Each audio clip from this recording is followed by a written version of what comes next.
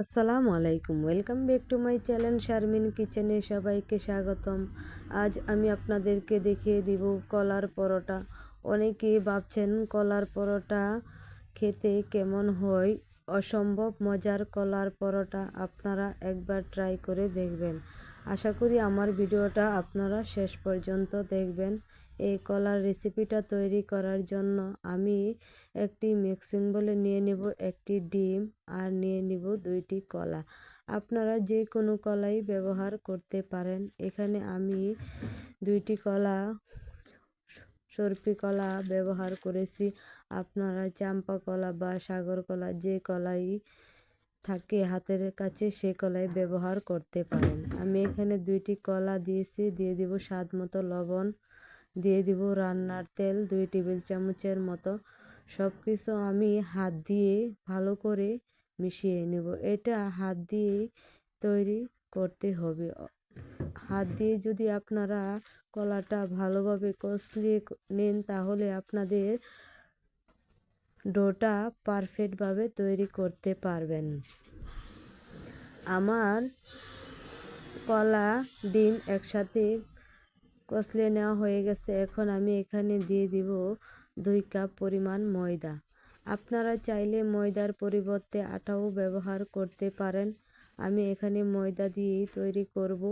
আমি ডোটা তৈরি করার জন্য আমি অল্প অল্প করে পানি দিয়ে ডোটা তৈরি করব। এখানে আমার বেশি পানি লাগবে না, কেননা কলা ডিম একসাথে মিক্স করার পর অনেকটাই স্মুথ একটি ডো তৈরি করে নিয়েছি।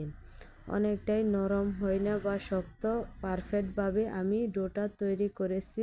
এখানে আমার হাফ কাপ পানি লেগেছে। আমি ভালো করে মথে আমি এখন লেচি কেটে নিব।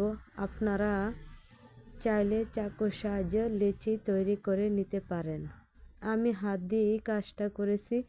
এখন আমি একটি লেচি আপনাদেরকে বেলে দেখিয়ে দিব আপনারা রুটিটা কিভাবে তৈরি করবেন।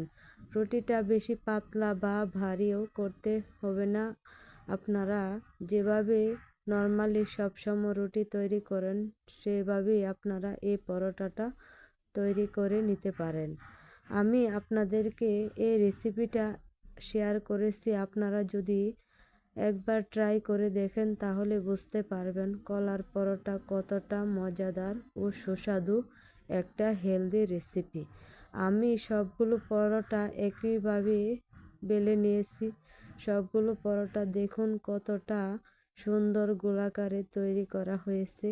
আমি এখন পরোটাগুলো ভেজে নিব। আমি একটা ফ্রাই প্যান বসিয়ে গরম করে নিয়েছি। এখন পরোটাটা দিয়ে দিব। আমি প্রথমত পরোটার মধ্যে কোনো রকম তেল ব্যবহার করব না। হালকা ছেঁকে নেওয়ার পরে আমি এখানে অ্যাড করব রান্নার তেল। আপনারা প্রথম রান্নার তেল অ্যাড করবেন না। পরোটাটা হালকা ছেঁকে নিয়ে যদি আপনারা পরোটাটা ভাজেন তাহলে পরোটাটা অনেক মুচমুচে, ভিতরে ফুলকো বা সফট হবে। আপনারা অবশ্যই আমার রেসিপি, আমার টিপস ফলো করবেন। আশা করি যদি আমার টিপস ফলো করে এই পরোটাটা বাড়িতে তৈরি করেন, ছোট বড় সবাই পছন্দ করবে। একইভাবে আমি সবগুলো পরোটা ভেজে নেব। আশা করি সবাই আমার ভিডিওটা যদি ভালো লাগে লাইক কমেন্ট শেয়ার করবেন। আর নতুন নতুন ভিডিও পেতে বেল বাটনটি অন করে দিবেন। আর আমার ফেসবুক ফলো করবেন, লাইক করবেন অবশ্যই। আশা করি যদি ভালো লাগে সবাই আমার চ্যানেলে সাবস্ক্রাইব করে দিবেন। নতুন নতুন ভিডিও পেতে আমার চ্যানেল ফলো করবেন। আশা করি সবাই ভালো থাকবেন, সুস্থ থাকবেন। আবারও নতুন একটি রেসিপি আপনাদের সাথে শেয়ার করব। আল্লাহ হাফেজ।